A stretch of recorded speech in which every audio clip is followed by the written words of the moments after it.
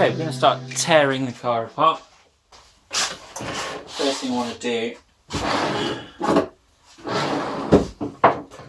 is get these rear wheels off. I'm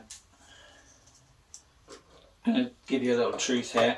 I've already had the rear axle off the car before I started this. A little while ago I needed to find out what was going on. Basically the rear wheel is held on with these little clips. Like this sort of spring dome clip thing that you just have to get a screwdriver on. It grips onto the rear, onto the axle.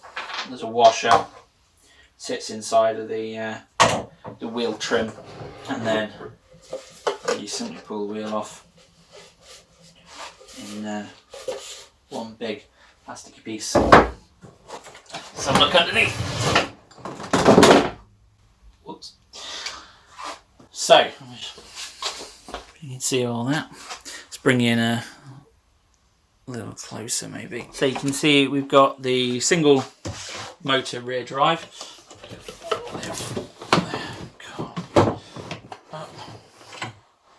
Forget that bit. Let's just move the seat out of the way.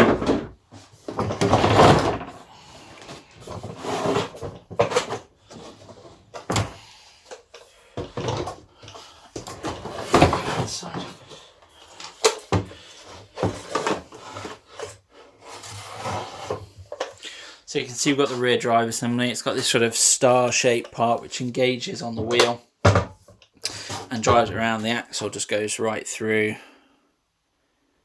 from one side to the other. So the axle spins, or doesn't spin, and it's just the wheel that's driven. And as you can see, 6 volts. It doesn't look like a bad unit, but there's only one of them. So I have bought 2 new ones. But the more observant among you will have noticed this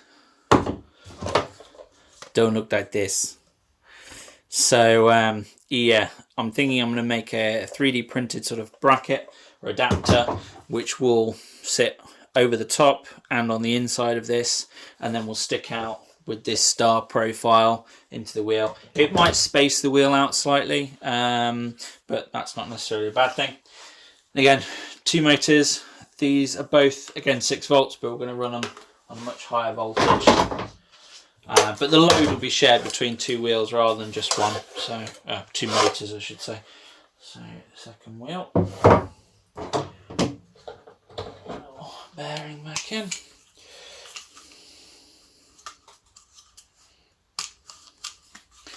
And then the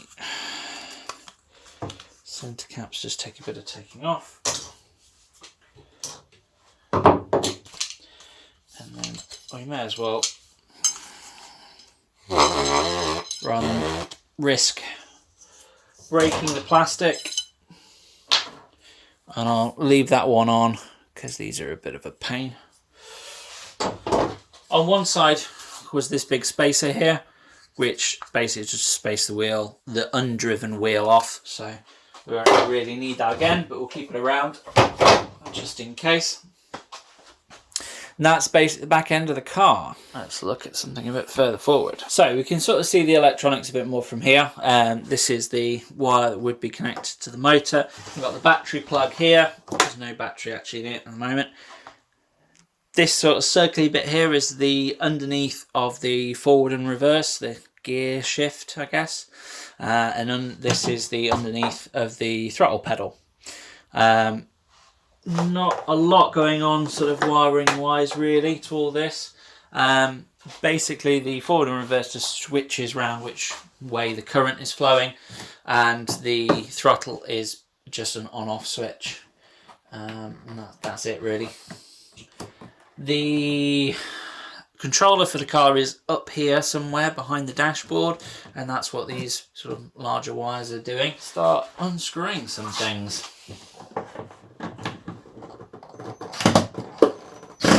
But not with that screwdriver bit.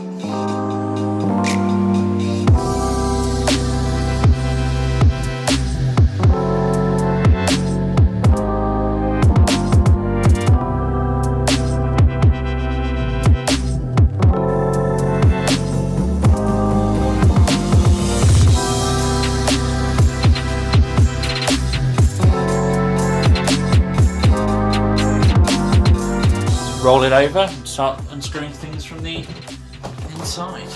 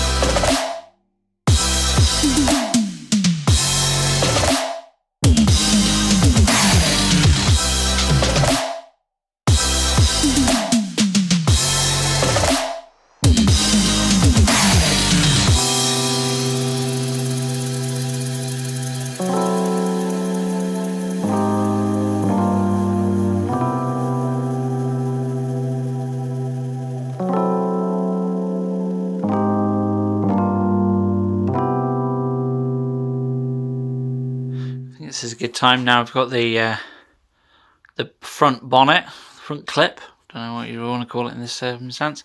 We can actually start to see with we've got the main controller here, and then this is the steering sort of servo.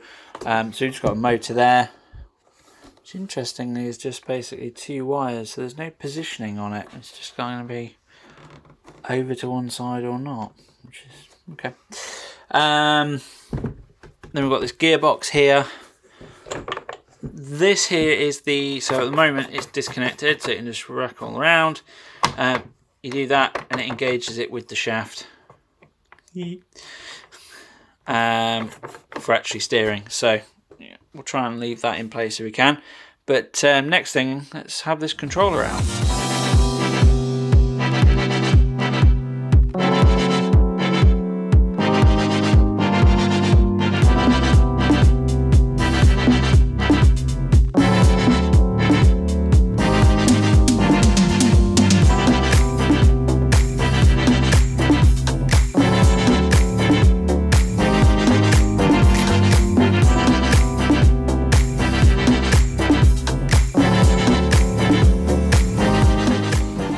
I found this little sort of data plate which was screwed on, which seems to have its own proper serial number, proper VIN number, made in Spain apparently. I don't know if it's with Feber, F-A-R A-B-A or something like that. Yeah, I think I can just go in the bin. Well, I hope you've enjoyed this video. Don't forget to like and subscribe. Check us out on @Automotive Tales on all the good social media. And for me personally, I'm @Designasaw on Instagram and on Facebook. So, hope to see you again in the next part. Thanks very much.